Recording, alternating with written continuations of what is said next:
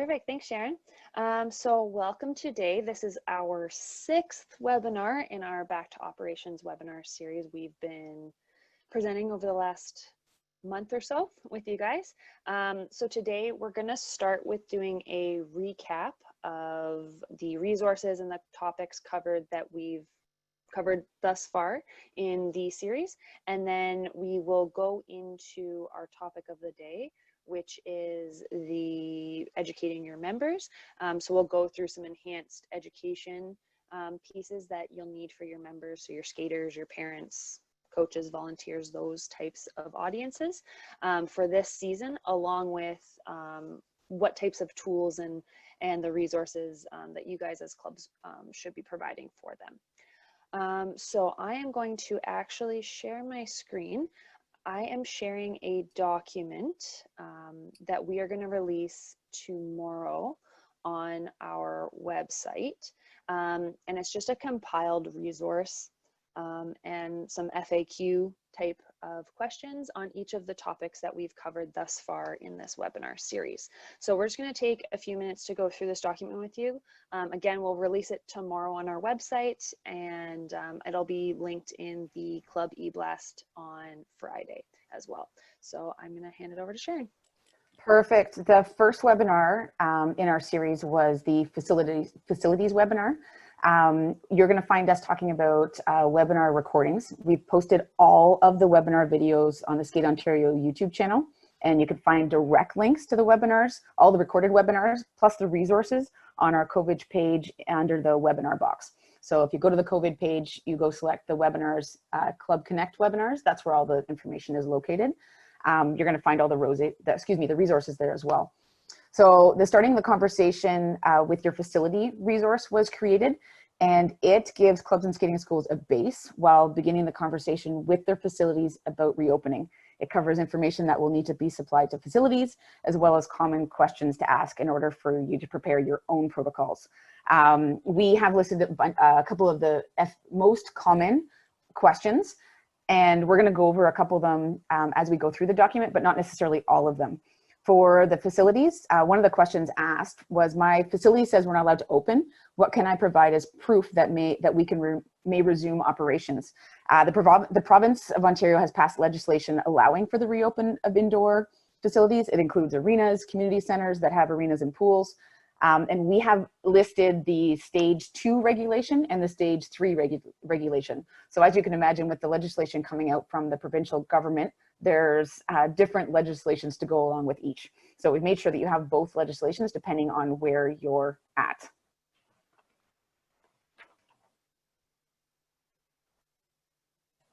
Melissa, you're just muted.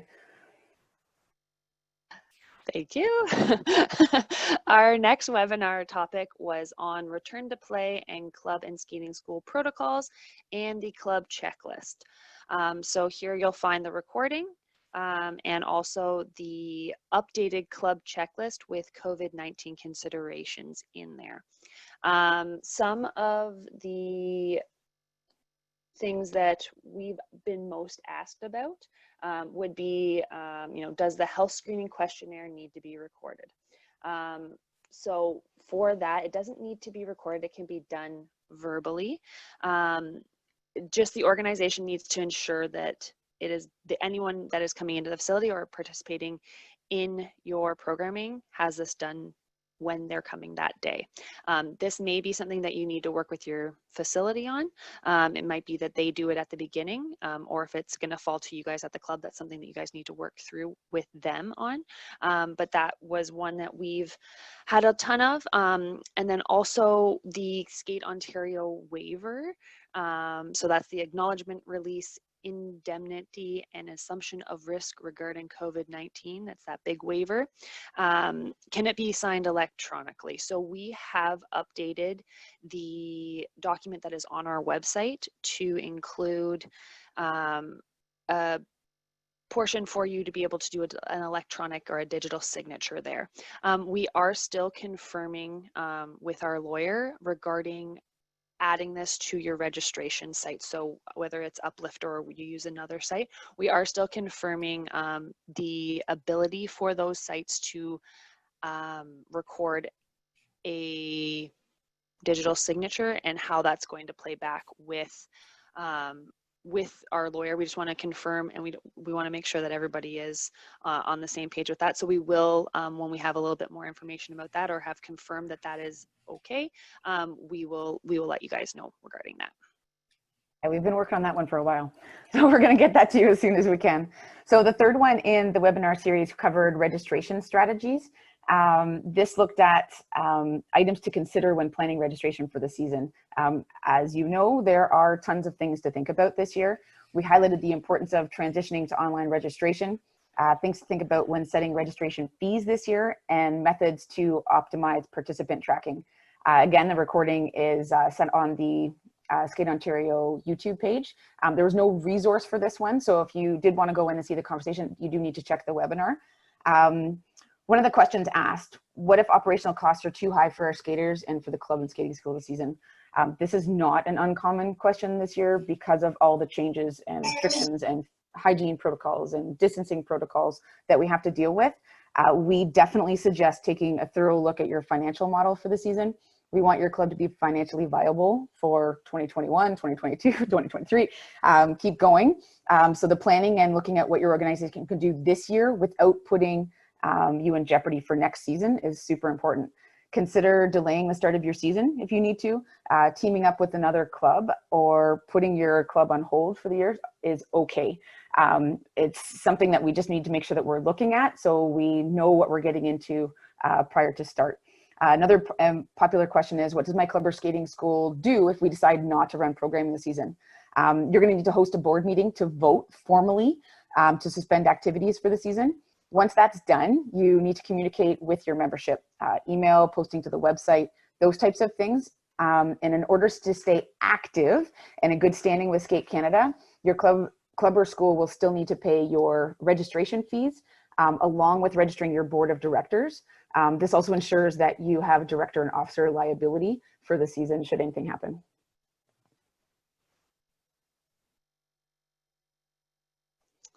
Great.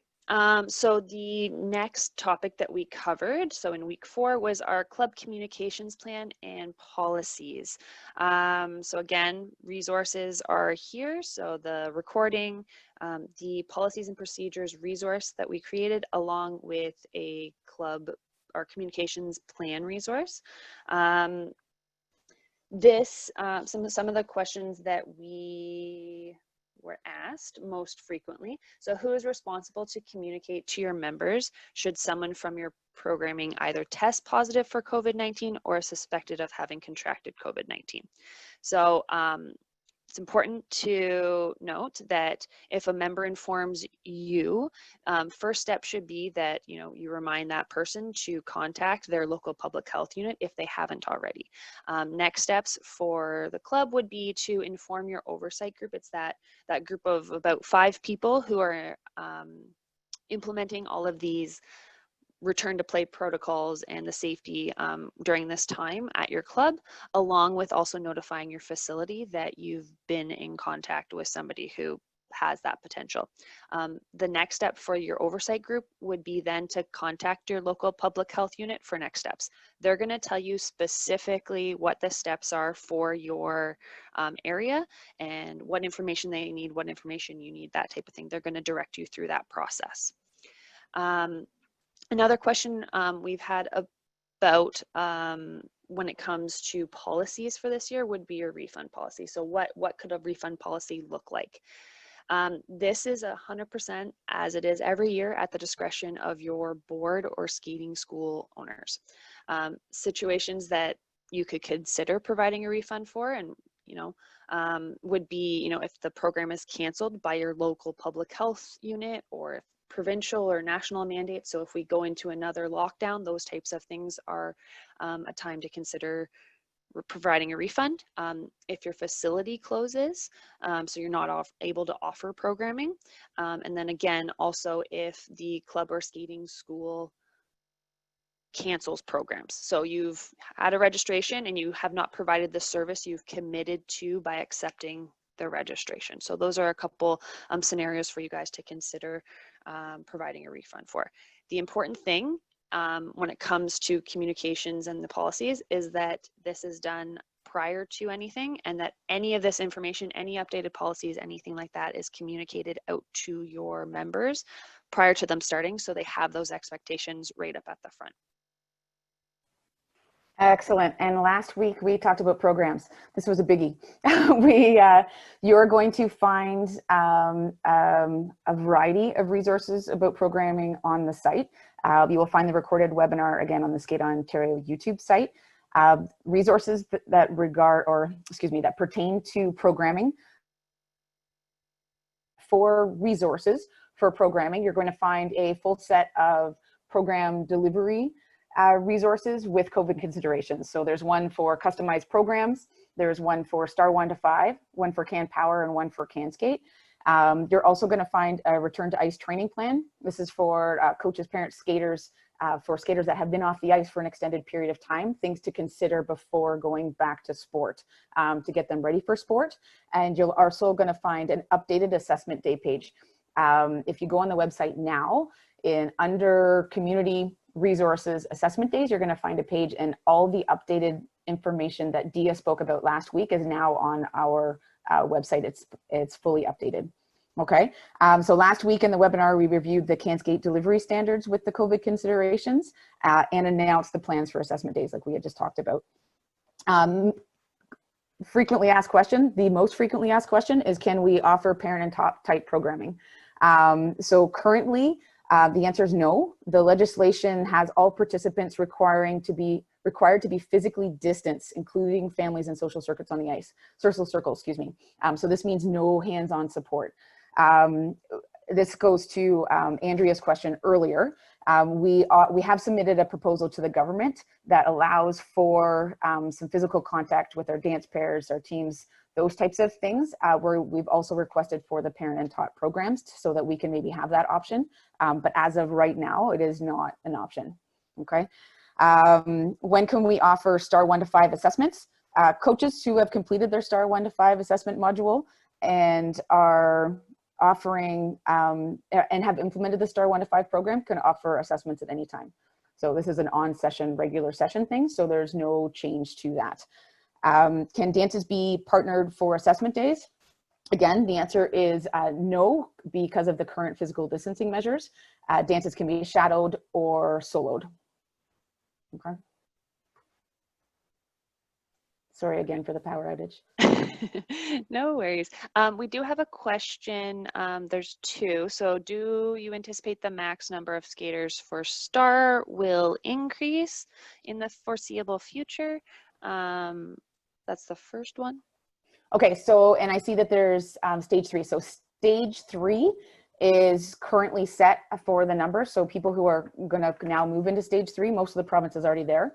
But for those that are just moving into stage 3, those are the numbers set. We don't have any current plans to adjust the Star numbers.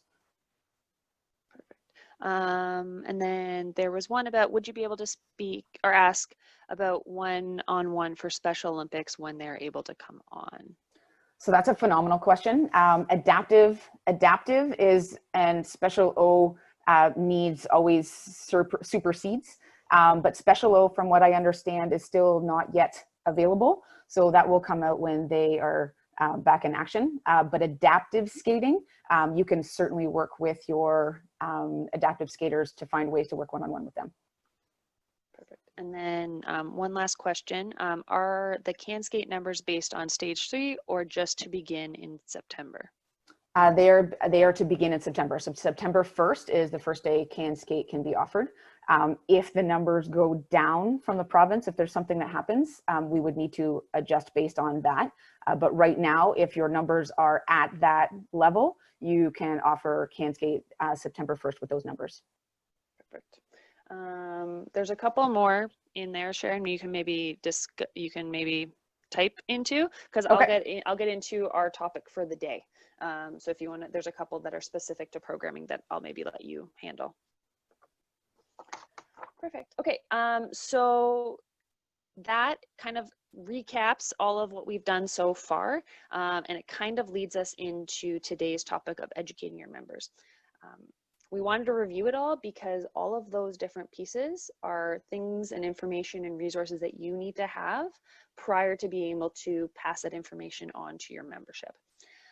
So that's, you know, why this one was kind of the end of our series of webinars. So there are 3 stakeholder groups that you need to inform and educate prior to any programming at your club. So 1 being your coaches, 2 being your volunteers. Those can be your board members, any parent or community volunteers, but also your, you know, think about your PAs and those types of volunteers on ice.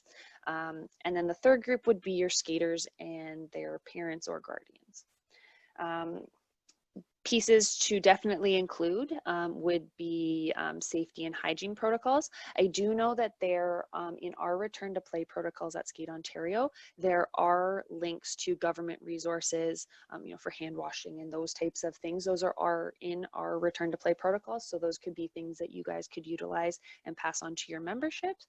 And then obviously any type of facility specific information. So your entry and exit guidelines, and where to park, you know, are masks required, where they were required, can you have skates on, can you put your skates on inside the facility? Those types of things are definitely things to be passing on to your membership before programming starts, sorry. Some other areas that will need a more specific approach, again, as I mentioned, your PA training, there's going to be, you know, their regular stuff that they have to do every year, but then there's going to be specifics, session details. So the flow, the circuits, those types of things will be things that we'll need extra education on. Your coaching is going to need, they're going to need to understand the return to play protocols probably the most, because they're going to be the ones on ice implementing all of the protocols, plus also being the ones that are in contact with the skaters most. Another group that you're probably going to have to do some more information on would be your board members. You guys are likely the ones generating and running all of this already, but you need to make sure that everyone's on the same page, and there's a consistent messaging coming out from your group, right? You don't want to have one board member who may be saying something and a different one saying a different thing. So you have to make sure that there's consistent messaging. So having that education at the beginning with your board members and having that dialogue out front is really, really important. So creating a plan is going to be really key here.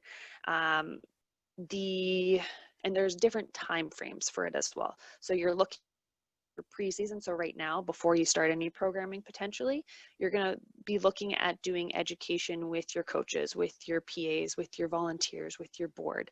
This is a time to get that before anything happens on ice, before you even take registration. Those types of things are really important to start those education pieces now. For your skaters and parents, it definitely makes sense for them if you want to do some now, but it makes sense to wait until right before programming starts, right? So everything's fresh in their mind. So when they are going to be implementing this, you know, they may have only heard it a couple days prior, right? So it helps keep it fresh and in their mind. And then also creating a dialogue with those skaters. So when they have questions that are leading up to starting programming. So that is a big thing. So the closer you are and having that at the forefront of their mind, because if they had an information session now and they're not skating for another month, they might forget some of those things. So having that information session done closer to programming, they're going to have those questions at the front of their mind before they step on the ice. So when you're creating your education plan for your members, things to consider including would be going over the waiver that we've talked about earlier, making sure that they know that they have to sign that before they can step on the ice, before they can step in the facility. Going over potentially some return to play protocols, but also your club protocols that are specific to your club would be really, really important. It's really important, obviously, for your coaches to understand the return to play protocols. They're probably the most critical group to understand that fully. So again, if there's any questions when it comes to that, feel free to reach out to us. We can help with some clarification and what are the really key points for you guys to be highlighting in there for them. Obviously, club protocols are really important. So your entry and exit guidelines, mask use, spectator guidelines, and definitely highlighting that daily health screening. Whether that's the facility that does it, whether it's you as the club that needs to do it for your members, just highlighting that that's something that is going to happen every single time they come to the ice.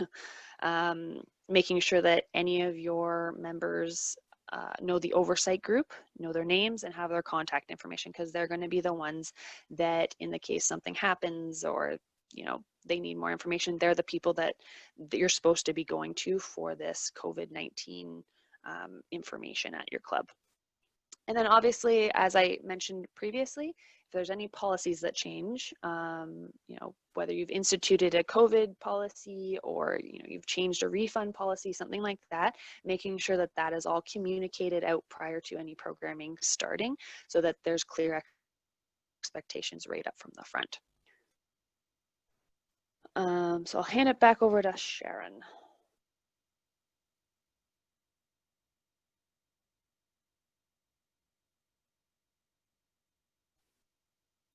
You're on mute, Sharon. Sorry, I was typing away frantically. I was trying to keep up. Okay, so for planning to host live virtual meetings could be an approach that your club or school can choose to ensure your members, all of your stakeholder groups are given the information, but also allows for questions and interactions from members. So that is one good way to make sure, one good reason why you should use the virtual platforms. You'll likely need to offer multiple sessions to ensure that everyone is getting the information. Consider making this a mandatory piece of registration. This will ensure that your membership is present and has been presented the information ahead of stepping into the facility. As you can imagine, as we add more numbers, the protocols become more and more important, and more confusion will ensue if the members are not fully fluent in the protocols. Okay, there's multiple ways for us to connect virtually with our members. Zoom, like we're using right now. There is a free Zoom service. You can have up to 45 minutes free with lots and lots of people, and it can be used by sending a link to members. Members will need to click on the link to join. There's no app install that's required, but because it can be run through the browser. There's also a paid version, which allows more members and more time to log in. Skype is another option. Members, again, need to create an account and add the club account to be able to connect. This might be an option for smaller meetings with board members or coaches or PA training, that kind of thing. Facebook groups, free. It's a great way to connect. Most people will have Facebook, but you need to have Facebook account and the app to be part of this call. So it might work for some of your younger members or a group that you already have set up where you can just set up a call in that way.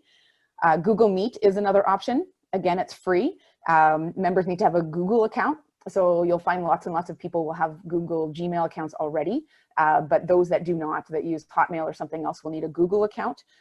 It's browser driven, no app is needed, but again, easy to use. There are a plethora of other virtual meeting platforms. Most of them you have to pay for. So there's things like Teams that runs through Microsoft. There's GoToMeetings. There's a lot of ones that are really, really good, but there is a fee involved to them. Virtual meeting do's and don'ts. So now that we're offering this type of meeting, we have to remember that we have to represent our club. So we're still, make sure that we're professional. It seems obvious, but sometimes we forget that we're on camera. So we need to make sure that we're watching how we're representing ourselves as we're still a youth sport organization. Okay, be prepared, have a script to follow, and this will help you stay on time and on topic, not unlike Melissa and I. Otherwise, we'll just keep talking. Speak clearly, at a good pace. There's lots of information to get through. So you'll want to ensure that members are able to retain and understand what you're saying. Limit disruptions like power failures. Find a quiet place with good internet. And that was the best way to find a place to present from, keeping away from the kids or whatever ruckus is going on in the house. Okay. We've teamed up with Patinage Quebec. We talked about this a little bit last week to create a sample safety and hygiene protocols video. This video walks a skater, a parent, a coach, a volunteer through some of the key protocols at the facility. Melissa's going to bring it up for us. We're actually going to show it to you now because it's not very long. You can find it on the Skate Ontario YouTube site again, and it's linked in this document, and it's linked in the Can Skate document as well. Can everybody see it?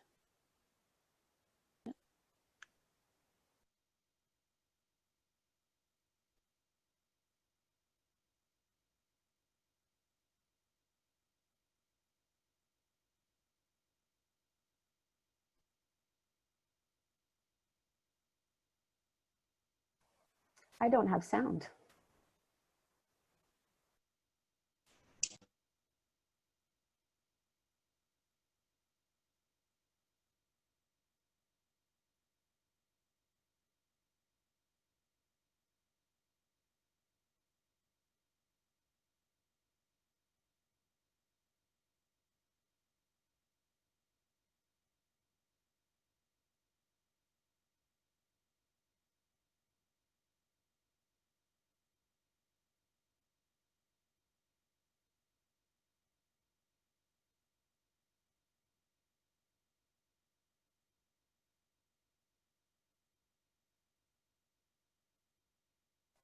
So there is no sound in the video right now. That's a-okay. There is a song in the background, but there's no words that go along with it. When you watch it on the YouTube site, it's just a little bit less choppy. I think that's going through the Zoom platform. I just muted the video, so hopefully it sounds better.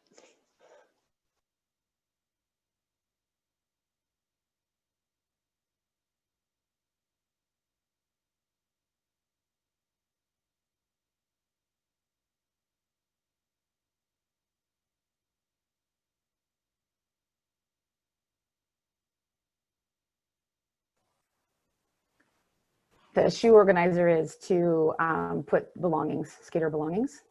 It's another option other than the table. Carrie, the video found is on the Skate Ontario YouTube site.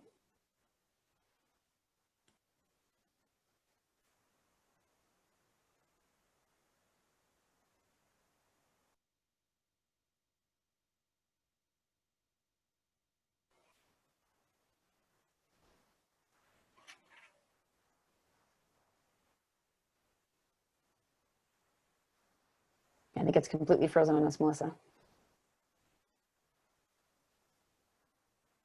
It's okay. We will just have to send you to the video to go there. We wanted to give you an idea of the video as it's a really good way to show your members what's going on. The video can be used to give members an overview or help you create your own video. That's up to you. Feel free to use it however you need on social media, on your websites, whatever you need to do with it. Melissa's going to put the link in chat if she hasn't already. The protocols from facility to facility are going to vary, and not all the items in the video are going to be the same as yours, but it doesn't mean that you still can't use it. You can let them know this is great, this is what you can expect. You know, we're going to have a different entry, or we're going to have someone from the facility that comes to give our health screening. You can change the details that you need to happen. It is super essential to prepare members with a video similar to this one. Do email communications or a written resource that outlines the processes, even diagrams showing members where to enter health screening location, where to put your skates on. All of those things will be helpful with us to get going for this and be prepared for the fall. And another big key piece, wow, would be to ensure that your website and your social media accounts are up to date. You know, this is where your members are going to go to find information if they're not coming to you directly. So making sure that all of that information is up there.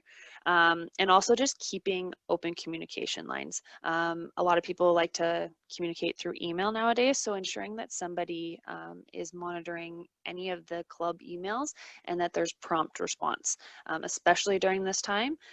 People want to be informed, and it's great that they're coming to you prior to, you know, stepping on the ice, those types of things. So making sure that all of that is, you know, prompt responses, and that, you know, you're getting back to them quickly. You know, it's this is a very, very different season that we're going into than probably we've ever had to deal with before. So it's just really important that your members know that you're there for them and that you guys are working together to ensure that everybody's well informed. So as we mentioned, some extra training may be required when it comes to your coaches, your program assistants, and your volunteers. These are the people who are going to need to be fluent in your safety and hygiene protocols at the club. So it's going to be really, really important for them to be well-versed in those protocols. For example, your coaches, they're going to be ice side. So will there need to be any of them wiping down the boards, right? Those are things that you need to look into and be training on ahead of time. When it comes to the music station, what are the types of things that you need to be thinking about to make sure that all of those people are educated prior to stepping on the ice and there being an incident, right? So planning ahead is going to be key for this to help minimize incidences and just help with the flow of programming. Some examples of additional training when it comes for your program assistants. You're going to want to make sure that they understand and know the physical distancing limits, right? As Sharon has mentioned, there's no hands-on with skaters at this point, and we don't, we're waiting on that, and currently it's something that we you need to make sure that they understand that they can't touch the skaters when they're on the ice. So teaching them different ways to motivate skaters and to assist skaters from afar with no touch. Teaching aids is going to be another big thing. We've mentioned before that it needs to be non-porous so that they can be wiped down. Suggestions for that is that maybe you have one PA in charge of the teaching aids for a station. They need to learn how to sanitize them and those types of things and where to store them so that there's limited contact with those types of items outside of that. The last, obviously, you as board members and skating club owner or skating school owners, you guys are a big group of people who need to understand and have all of that information prior to starting anything. You will need to take care of the action when it comes to preparation and action for any provincial, section, municipal, or club protocols. So you guys need to be, aware and making sure that you're staying on top of those types of things. So it's important to provide yourself with enough time so that you guys are well informed, so that you can pass that information along to your members. We've talked about doing a lot of virtual training and a lot of virtual education pieces, but it could potentially, when it comes to your coaches, potentially your PAs and some of your board members who are going to be there on site for your programming, to consider doing a walkthrough at the facility prior to starting programming so that you guys are comfortable and anybody there is comfortable without having comfortable with the protocol and the process before you add members and skaters and anybody to the group. So that's something really to consider prior to starting. Hand it back over to you, Sharon. Okay, before I finish up, there's just a couple of questions in here that I wanted to talk about. There's okay, so Lisa, we would definitely recommend that you have individual first aid kits for the skaters, as it is something that you would be using on the skaters. Yes, I definitely understand the numbers, and it's definitely one of the things to consider when determining the size of your can skate session. There's lots of things to think about when considering the size of your can skate session. It's not just the maximum that's listed there. You need to think about your facility, your access, how you're going to get the health screening done. There's a ton of things to think about. We can definitely connect about those things, but I want to go back. There was a question here about putting skates on outside. I'm not sure I completely understand the question, but right now in the protocols, we don't mandate that skaters put their skates on outside. It is facility driven. So many of the facilities are mandating that. Through the provincial legislation, they had dressing rooms closed. So I saw in the chat that some people are saying their facilities are going to open the dressing rooms. But from what I understand, the legislation through the province is no dressing rooms. So facilities can further restrict, but I think that there is an issue if they're opening beforehand. But where people put skates on is currently driven at the facility level. Okay. Okay, so we understand in these conversations, there's a ridiculous amount of pieces that goes into this planning.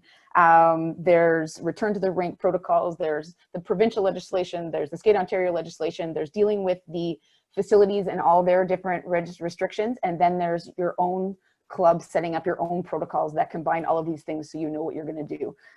Lots of things to think about, lots of things with numbers, cleaning, etc. We're going to offer some unstructured club-led Zoom calls over the next couple of weeks. So what that means, it's a place where clubs and schools can ask questions about their planning and protocols, these type of questions that you guys are asking right now for the fall, but in a more relaxed setting where we can have conversations verbally.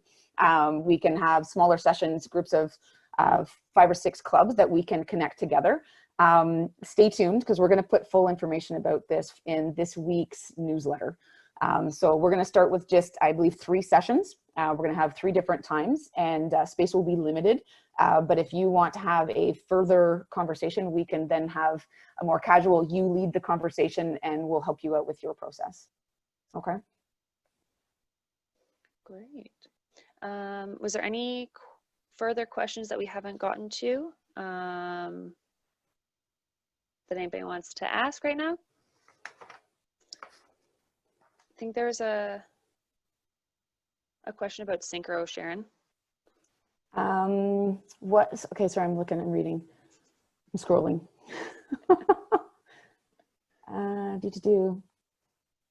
What's the synchro? I'm not sure I know the synchro question. So synchro can, and stage 3 can have the full team on the ice. There's still no touching, correct? Yes, affirmative. So still with the physical distancing needs to be in place. Yes. Clarification on can skate level? So just one second. Jen, with the first aid kits, just connect with me individually or in one of our sessions, because there's a whole conversation that goes along with that, because that's all part of your planning and how big your session is going to be and what you can supply. What was the other question, Melissa? Sorry, can skate levels. Can you clarify the can skate levels? Okay, so right now, if you go to the Can Skate resource, it is at the very bottom. So you have to read the whole document to get to the levels. But the maximums for September 1st, it's 36 skaters on the ice with up to 45 individuals. So that's your PAs and your coaches on top of that.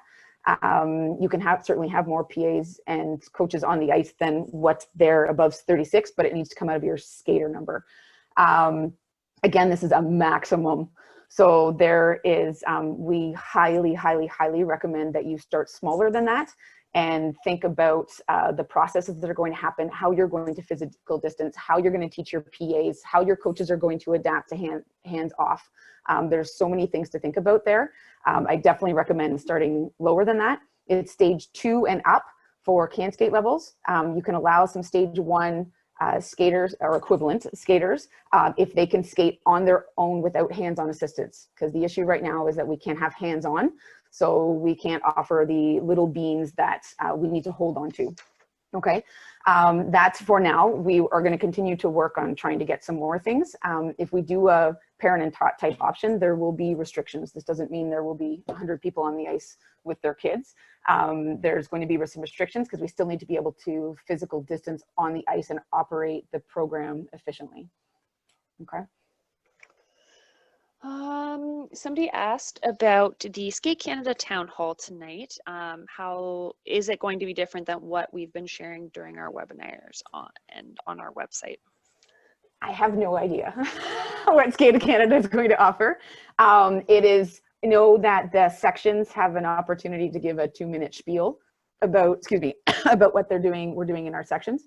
So Lisa Alexander will be on there to do a spiel for us, but honestly, I'm unsure what's there. We would definitely need to tune into their section, or excuse me, turn into the town hall to find out. Yes. There was a big one that just came in from Lisa Petro.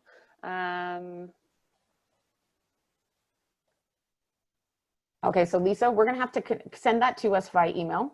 One, it'll take us a minute to go through what's actually written there. Two, legal is always legal. So it goes through bylaws / enforcement processes, not the section. And then are harnesses allowed to be used? So harnesses are a hard no. Right now, there's currently no way to use harnesses without touching. There's also a lot of things to talk about with harnesses as we're close and they're spinning very fast. So there's body fluids and all sorts of fun things. So we need, harnesses are still a hard no. Okay. And then Bonnie just asked about Skate Canada fees for this upcoming season.